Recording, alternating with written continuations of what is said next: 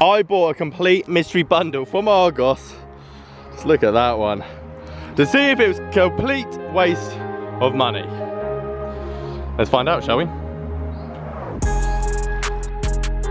Guys, how you doing? Welcome back to a brand new video. So I'm down at my local Sainsbury's, which has an Argos in it, and I'm very excited to go and pick up this mystery golf ball bundle of lake balls that pretty much every golfer, you probably got these as a birthday present, Christmas present, maybe you're a beginner and you bought them for yourself because they are very cheap. However, the question I want to answer today though is compared to a very reasonable ball, for example, the Kirkland £1 golf ball, which we know's good, is it actually good for your game? Is it actually good value? Or are you just buying a sack of rocks, a load of pebbles? Are they going to disintegrate X, Y, and Z?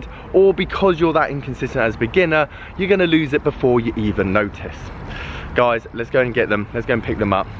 Let's see what we get. Time to find the mystery deal, which I saw when I was last in here. Now, they don't have the 30, but they do have the 25 pack for £15. So to get a rough idea, I'm going to buy 2 of these so that we get a good selection of you getting Titleist, you getting Strixon, or you just getting a load of rubbish. So without further ado, oh, they might only have one in stock.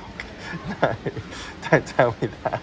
Oh no, it's all the available stock. Okay, a very small test sample, but I guess that's just the way it is. This is hands down going to be one of the most interesting golf ball reviews I'm ever going to be doing on the channel. I think firstly I need to state that I'm not putting down late balls by any stretch of the imagination, because actually it's a great way of getting 30%, 40%, even 50% of premium balls. So Pro V1s, TP5s, Strixon Z Stars, or your 3-piece balls, your AD3 3s, whatever it might be. However, I'm just starting to have a slight little glimpse in this bag, which is very much designed for beginners, and probably friends or parents or relatives would be buying for a beginner golfer once they just got into it. And what I want to know is this worth just to have on the chipping green, putting green, get on the golf course, practice, lose them, don't care, because there is a big bonus with that? Or are the conditions of these golf balls, and I can't wait to get these out and show you. I mean, look at that one. Is it worth not even bothering?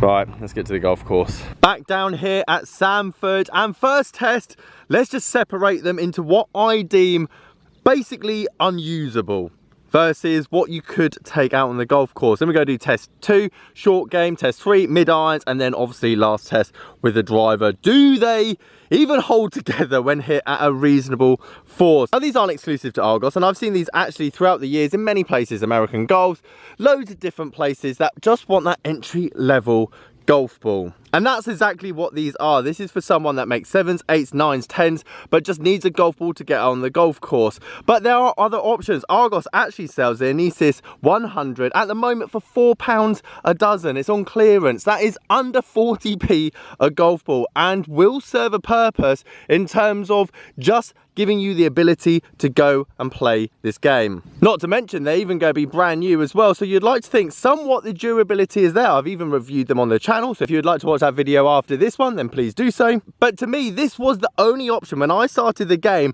to get very cheap golf balls. Not like ATP, £1, £2 golf balls. This was the only way you could get cheap golf balls when I started this game. But over the years, for example, Kirkland, Vice Golf, Instagram, Lake Ball pages, the internet's taken over, and there's a lot of business to consumer golf balls on the market now, whereas I think this kind of entry point has potentially faded out. Right, first things first, let's get them out and separate them into what I think is usable in terms of condition, and then what makes the models that we actually have. And I'm not gonna lie, I feel like I've got quite a good bit of golf ball knowledge, but a lot of these, I don't even know what they're designed for. So we've separated them into 2 categories. Number 1, good condition, i.e. probably hit a couple of times and then found the water. Number 2, horrendous condition in some cases. Some of these golf balls, like, that looks like it's just basically been used to plaster a ceiling. I can't get over how that has made it past quality control. That is ridiculous. And you started to see a bit of a pattern. Any of the brands that we obviously know, like Titleist, Strixon, Nike, Wilson Staff, very good golf ball as well, are not in great condition at all. Versus brands that you probably haven't heard of at all, or seen, or potentially aren't around anymore. Sorry if obviously you are.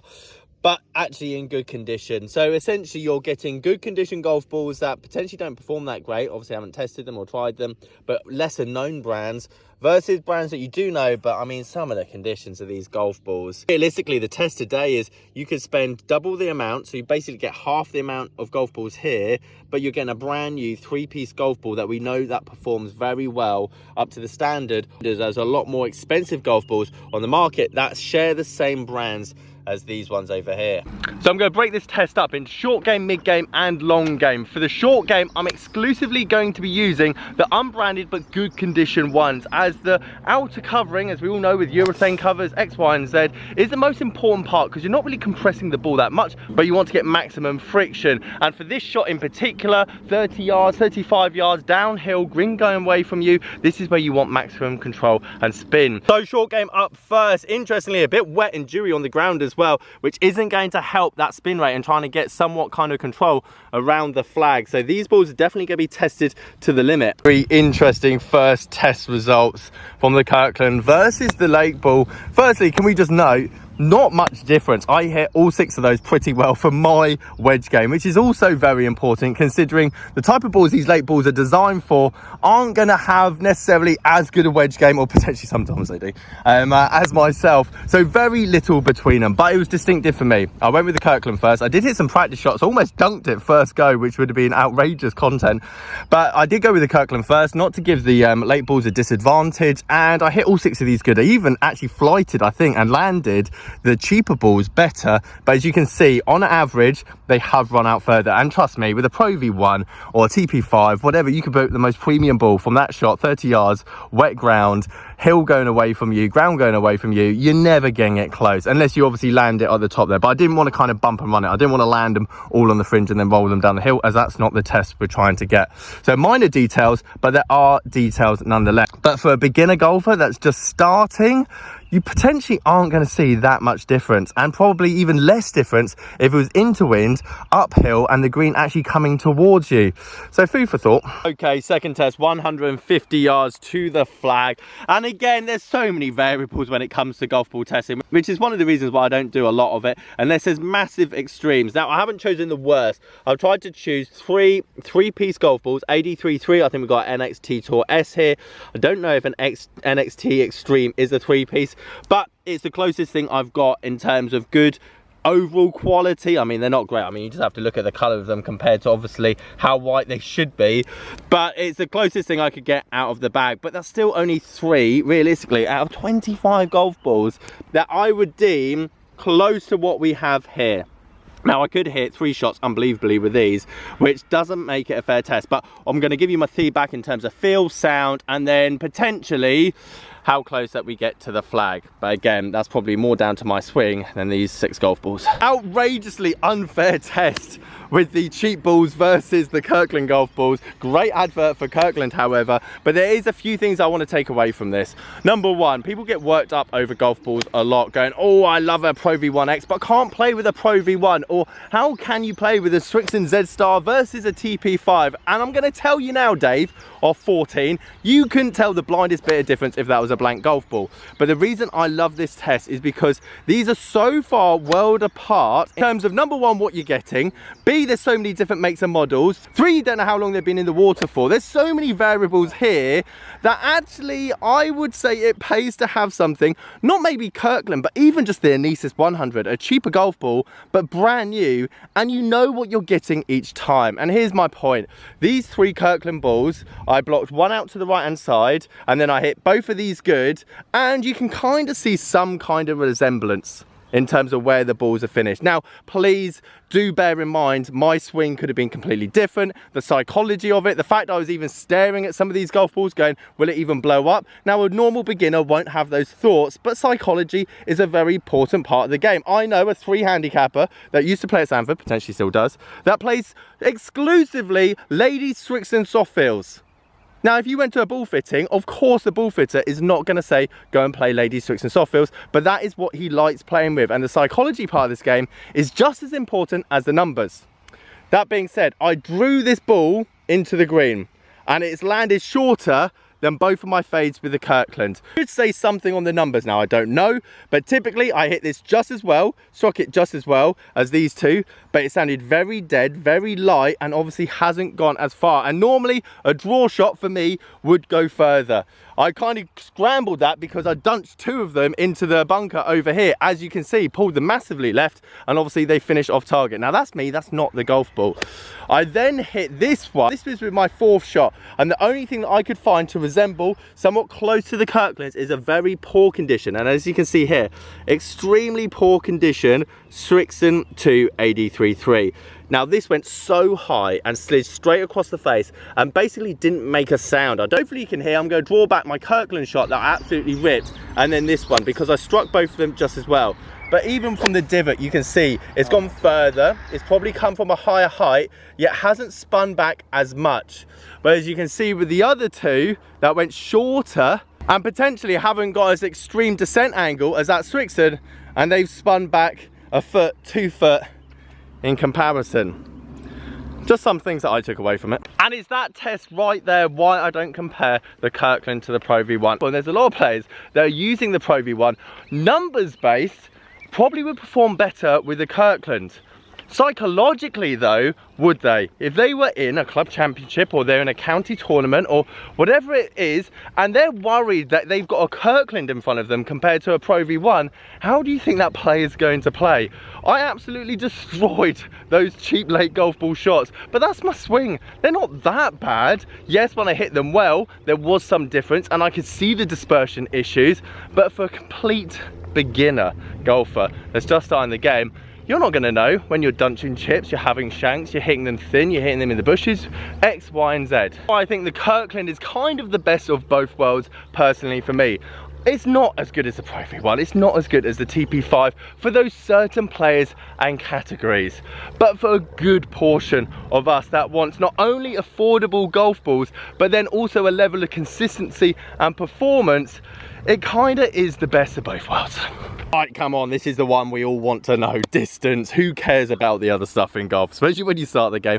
You want to know what ball goes further. That's why everyone calls their golf ball super distance, maximum distance, ultra distance golf balls. We're going to alternate. Kirkland, cheap, Kirkland, cheap, Kirkland, cheap. I've put some pretty dodgy ones in here as well. I want to see the flight, I want to see how far they go, I want to see the sound, X, Y, and Z.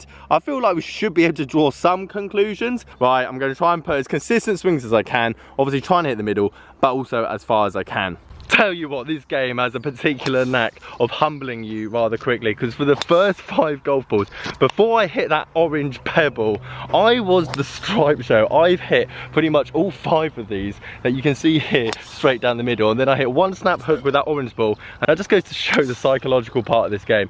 As soon as I hit that one, I tried to alter and fix my swing, trying to hit fades, trying to open the club face, and guess what happened? I just compounded the error. Before that, I was confident, I couldn't miss, I'm just trying to hit out of the middle. And interestingly, I've got 5 shots in the fairway, 5 horrendous drives, which probably shows my driving accuracy at the moment, but there's very little in it. Let me show you. So obviously one thing to note through this whole session, what I found today, is that the Kirklands, or let's just say a brand new golf ball, you know what you're getting. There's going to be consistencies in the middle, the core, the durability, is that they're all quite level when it comes to bad and good shots. These are the 2 Kirklands here, for example, and good, bad, indifferent, to the left, to the right, they're all pretty much within 20 yards of each other in terms of distance. This orange pebble at the back here, again, bad shot, my bad. Potentially would have gone a lot further if I actually hit it well, but 30 yards back from the rest of the pack. Not to mention that plaster covered Titleist ball, which I'm not even going to bother, is another 60 yards in the ditch out the back there. Now I know I hit it bad, but I'm not that bad. However, what I am very surprised and pleasantly surprised with is that when I actually hit the good ones, so these are the 5 that I actually hit well, I mean, they're not, this is the shortest one out of the pack. Down the middle, Indy 66, VT Bird. This could have been in a lake for 5 years, who knows? And we are 4 paces from the Kirkland, which actually out of the whole lot, I thought this one was the best hit. Obviously didn't get the best bounce because there's even further golf balls down the right hand side here, and you can just see the discoloration of this ball over here. I think this was the Nike one. Potentially a great advert for Nike. I mean, look at that. Who knows what this ball has been through but that's gone further than the Kirkland over there and 4 yards shorter than the best ball of today. I mean, I just find that fascinating.